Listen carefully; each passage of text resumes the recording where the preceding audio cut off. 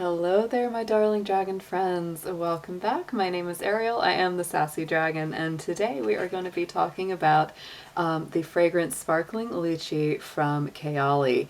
This was released just this year in 2023, so it is a brand new one for this year.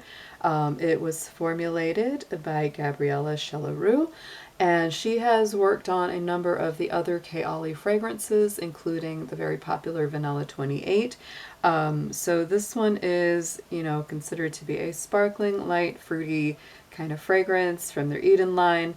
The top notes in this perfume are lychee, black currant, and Italian lemon with red apple. And it definitely, oh man, black currant, apple right off the top for me. I sprayed this a little bit earlier so that I could get the full dry down. Middle notes on this are violet, jasmine, sambac, and rose. Base notes are sugar, vanilla absolute, musk, amber, sandalwood, and cedar. But I will tell you, this is a very light, fresh, effervescent kind of fragrance. It definitely has more of a spring and summer feel for me because of that. In spite of those, base notes, I really don't get very much of that from start to finish in this one. And I will say that for my chemistry, it did unfortunately not last very long.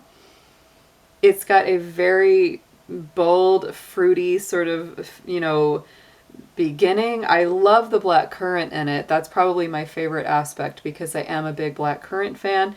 So I definitely get, that kind of deep, tangy, juicy berry. But in spite of this being called a lychee fragrance, I don't personally associate it. If someone sprayed this and said this is a lychee fragrance, I wouldn't associate it with that fruit, because if you've ever had a fresh lychee, they're very unique. And they're not what I'd call a strong fragrance, right? They're a more soft, more subtle, slightly floral, aromatic, slightly peachy. They're very unique unto themselves. They're not quite like anything else. If you've had them, you know what I'm talking about. If you hadn't, it's hard to describe it because it's very much its own thing. It's a unique kind of flavor and fragrance profile. So that's not something I get from this. I mean, more than anything, I'm getting the black currant and the apple up in the front. And the florals are not that present. I was hoping to get a little bit more of the candied violet because I love the scent of violets, and to have like a sweetened violet would be really, really pretty. It's like I get it very, very subtle. It takes a really big second seat to the fruity notes in the beginning.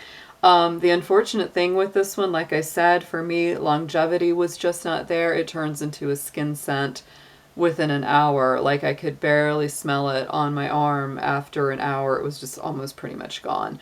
So it operates, even though they call this it's an eau de parfum. Yeah, they are calling it eau de parfum, but it operates to me and it functions more like an eau de toilette.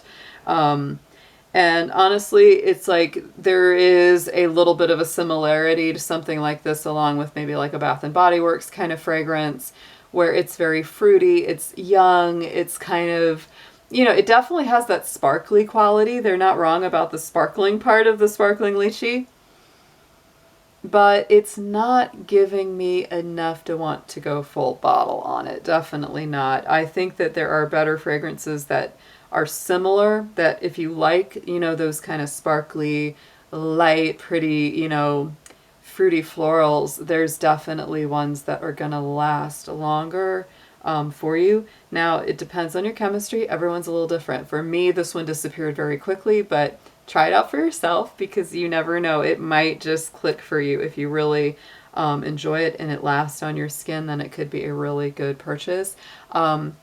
I do find that the Kayali fragrances for me are very hit and miss. Like some of them last really well, really long on my skin, and some of them just poof. They're just gone. So this is one that I would say is almost just poof and you'll miss it. It's almost gone too quickly, which is unfortunate because it actually has a very pretty, sparkly, juicy, tangy, floral, fruity, opening. It's quite pleasant. But I do think that there are fragrances that last longer.